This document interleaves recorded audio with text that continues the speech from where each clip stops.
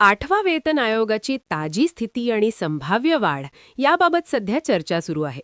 30 एप्रिलपर्यंत राज्य भेटी आणि ऑनलाईन सूचना स्थगित करण्यात आल्या आहेत, ज्यामुळे कर्मचारी संघटनांकडून सूचना मागवण्याच्या प्रक्रियेत तात्पुरता बदल झाला आहे.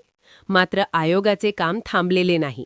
हा केवळ प्रशासकीय प्रक्रियेतील बदल आहे आणि आयोगाची प्राथमिक तयारी अत्यंत वेगाने सुरू आहे.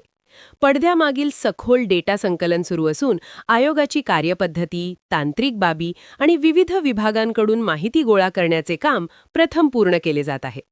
निर्णयापूर्वी आर्थिक आकडेवारी, महागाईचे वाढते प्रमाण, एकूण सरकारी खर्च आणि कर्मचाऱ्यांची संख्या या 4 प्रमुख घटकांचा अभ्यास केला जाईल. 8वा वेतन आयोग लागू झाल्यास पगारात मोठी वाढ होण्याची शक्यता आहे. फिटमेंट फॅक्टर 3.68 करण्याची प्रमुख मागणी आहे, कारण 7व्या वेतन आयोगात हा फॅक्टर 2.57 ठेवण्यात आला होता आणि आता त्यात मोठ्या वाढीची अपेक्षा आहे.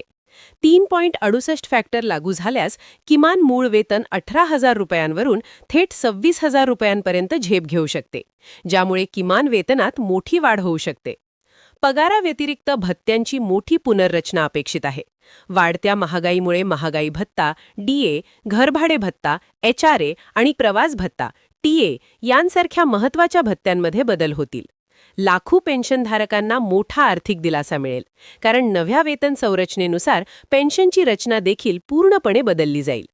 30 एप्रिलनंतर प्रक्रियेला प्रचंड वेग येईल.